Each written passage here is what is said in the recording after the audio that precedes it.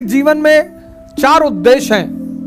खूब पैसा कमाइए, टारगेट सेट करिए, 1 लाख करोड़, 2 लाख करोड़। हम तो तुमको पैर से ही नंगा किए हैं। दीदी जा रही है ना, ये तुम्हारा कपड़ा भी उतार लेगी, तब तुम खुद ही इधर भागोगे। इधर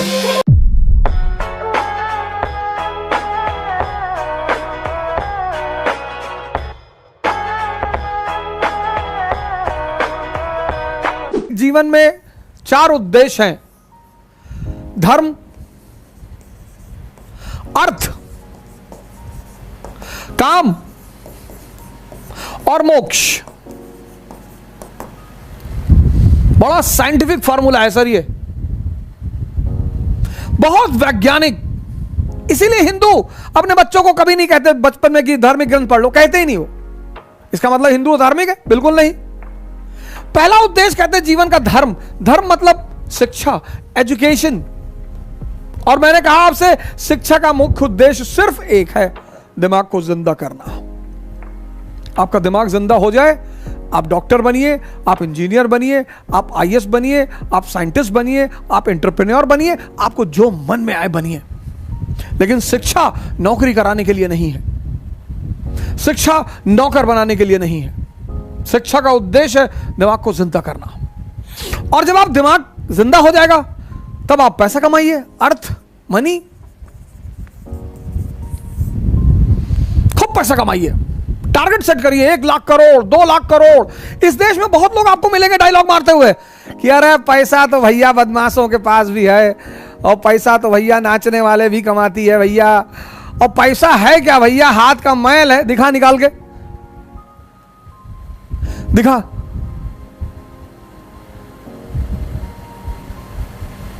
इस देश का 98% आदमी पैसे के पीछे पागल है, लेकिन डायलॉग बहुत मारता है। पैसा जरूर कमाइए सर, 1 लाख करोड़ से नीचे तो गोल सेट ही मत करिए।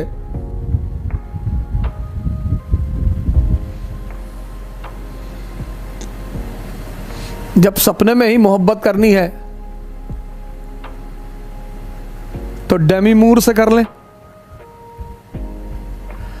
जो काम करने वाली आती है उससे।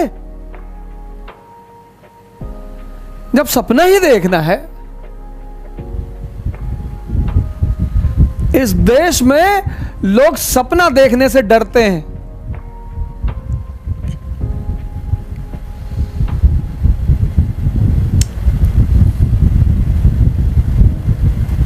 एक साहब ने एक बार हमसे क्लास में पूछा कि स्त्रियों को इतनी इज्जत क्यों दी जाती है, स्त्रियां ऐसा क्या है जो इतनी उनको इज्जत समाज में दी जाती है। मैंने कहा सर वो महारानी पैदा ही होती हैं, और राजकुमारियां पैदा ही होती हैं, वो तो रिप्रेजेंटेटिव है भगवान की धरती पर।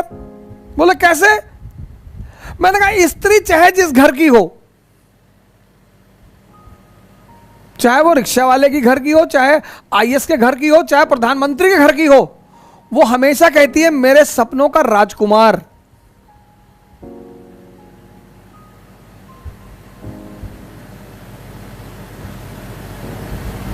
इसीलिए स्त्रियां बड़ी हैं, हमेशा कहती मेरे सपनों का राजकुमार।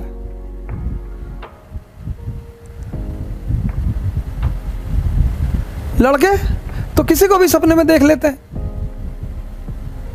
स्टेटस ही खराब है इनका। अर्थ, एकदम कमाइए सर। किसी चीज को पाकर आप समझते हैं कि वो उपयोगी है या नहीं। आपने 50 लाख रुपया कहीं से कमाया और फॉर्च्यूनर ले आए। ये हमारी तरफ इतनी गरीबी क्यों है यूपी बिहार में? मारवाड़ियों को देखो, हमारे एक दोस्त हैं मोदी, वो आज भी बजाज सुपर स्कूटर पे चलते हैं, अरबों रुपए के आदमी है बंदा। आज मतलब आज कोई बजाज सुपर पे चल रहा हो। 1970 में उनके फादर को मिली थी दहेज में। अबे मैंने कहा भाई तेरे पास 10 BMW खरीदने का पैसा तो हमेशा जेब में पड़ा रहता है, तू यार क्यों चलता है इससे? कहता अच्छा BMW खरीद ले जिससे पंडित तुम्हारी नजर लग जाए, और हमारे लड़के को उठा के फिरौती मांगो। मारवाड़ी 50 लाख रुपया कमाएगा, 40 लाख का सोना खरीद लेगा।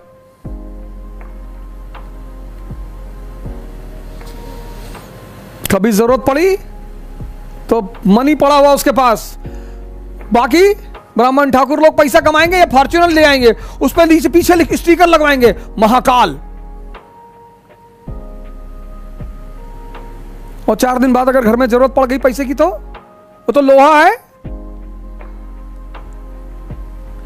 गाड़ी कार्य के हिसाब से खरीदो और आमदनी के हिसाब से। 1 करोड़ रुपया महीना अगर आमदनी है तो रखो 1 करोड़ की गाड़ी।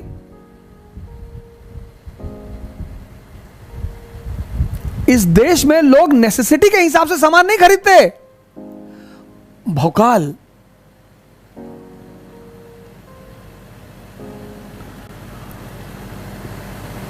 इस देश का जो मंत्र है, खासकर उत्तर भारत का, भौकाल। कि गांव आया रहा, उसे वैगनार लेके आया रहा, कोई मिलने ही नहीं जाए। अगर आप वैगनार लेके गांव चले गए, कोई मिलने ही नहीं आएगा। वैगनार लेके गांव आया रहा, वैगनार।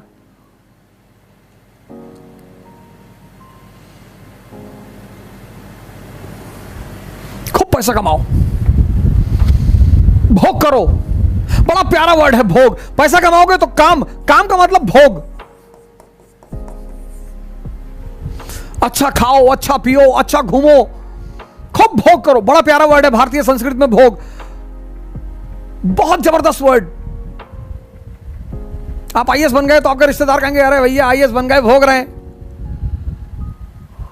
मजा ले रहे हैं। और अगर फिर डायबिटीज हो गई, बीपी हो गई, ओबेसिटी हो गई, मोटापा हो गया, 500 रोग, कहीं भोगत है, अब भोग रहे हैं। बहुत जबरदस्त शब्द है भारत के इतिहास में, संस्कृति में भोग। भोग का मतलब मस्ती और भोग का मतलब कष्ट। तो जब धन कमाओगे, मधुमक्खी, जब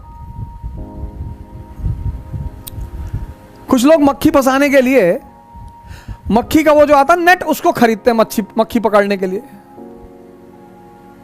अरे शहद लपेट लो, मक्खियां खुद ब खुद आ जाएंगी। शहद मतलब अर्थ।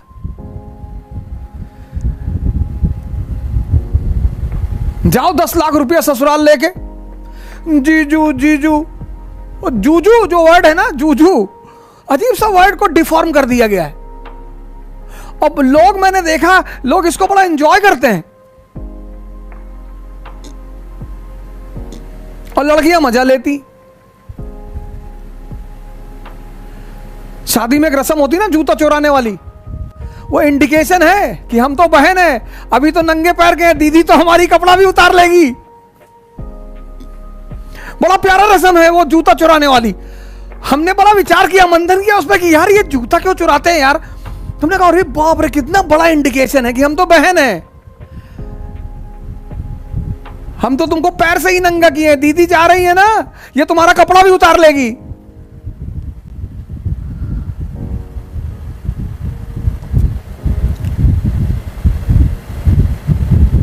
खूब भोग करो, क्योंकि भोग का जो अंतिम, जो भोग की जो पराकाष्ठा है वो भोग है। भोग मतलब कष्ट।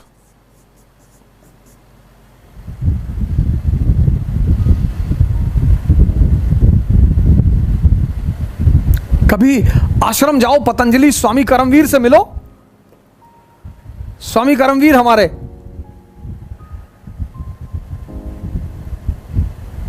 कभी आप पतंजलि आश्रम जाइए, स्वामी करमवीर से मिलिए। 78 इयर्स, सर मार दो एक हाथ, आदमी जमीन में चला जाए 10 फीट। आनंद क्या है? स्वास्थ्य, हेल्थ। आनंद क्या है? ताकत।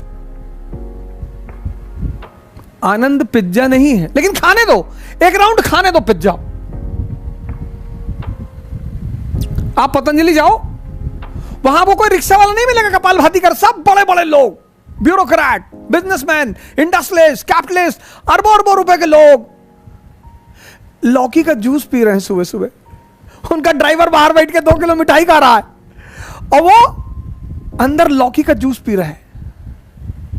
दोपहर में सुबह लौकी का जूस पी रहे हैं, 5 बजे 8 बजे करेले का जूस पी रहे हैं और मस्त हैं सर। कह रहे अब तो हमने सादा जीवन उच्च विचार सीख लिया। और बाबा जी हमारे वो बैठ के कराते हैं, हाँ भाई चलो शुरू हो जाओ, ऐसे करो, आंख बंद करो, हाँ चलो ठीक है, अब इसको अंदर मारो ऐसे ऐसे। अब खाली 500-600 बार मारोगे तो कुछ ना कुछ तो चेंज होगा ही।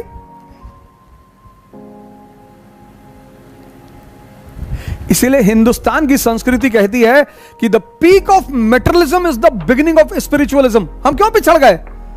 हम पहले ही स्पिरिचुअलिज्म के पीछे भागने लगे। नहीं नहीं नहीं नहीं, पहले मेटेरियलिज्म एक्सपीरियंस करो। किसी से सुनो मत कि संसार माया है, यह फील होनी चाहिए। बुद्ध को फील हुआ, तबाही मचा दो।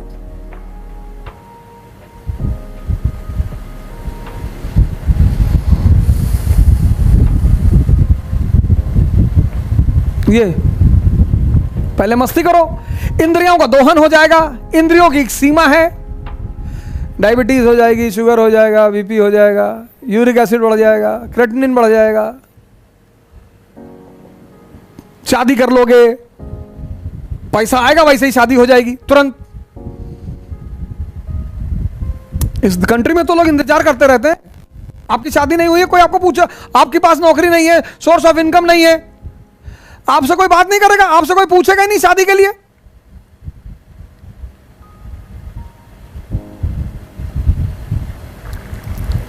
आपसे कोई पूछेगा ही नहीं कि भैया शादी कर लो। और जैसे नौकरी लगेगी लोग पकड़ लेंगे तुरंत, शादी हो जाएगी, फिर वो आपको हनीमून पे भेजेंगे। हनीमून, हनी सन नहीं, क्योंकि मून हमेशा चमकता नहीं है। वो बहुत बड़ा इंडिकेशन है कि बस 2-4 दिन फिर काम पे आ जाना, फिर बच्चे पैदा हो जाएंगे और वो बच्चा 2 बजे रात में ही रोएगा।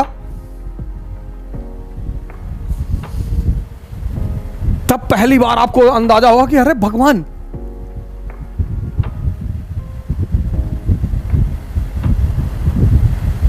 फिर जिंदगी भर, जिंदगी के आधे जीवन में माने चलाया कि शाम को आ जाना, चमड़ी उधेड़ दूंगी तेरी और खा ले करेला, और बाकी की जिंदगी बीवी मॉनिटर कर देगी। एक बच्चा कान में उंगली करके बैठ जाएगा, दूसरा आंख में पेंट डाल देगा, तुम्हारे लैपटॉप पे पानी डाल देगा, मोबाइल उठा के ले जाकर पानी में डाल देगा, और तुम एकदम, अरे तुम सोचोगे अरे भगवान ये क्या हो गया जीवन में। तब तुम खुद ही इधर भागोगे, इधर तुम खुद ही भजन करोगे। इसीलिए हिंदू अपने बच्चों के साथ जबरदस्ती नहीं करते, कहते नहीं नहीं बेटा, हिंदू बड़ी समझदार कौम है इस मामले में, कहती नहीं नहीं, पहले पढ़ो, पहले अर्थ, पहले पैसे कमाओ, धन, फिर भोगो इस जीवन को। जब तक भोगोगे नहीं तब तक तुम्हें माया समझ में आएगी नहीं।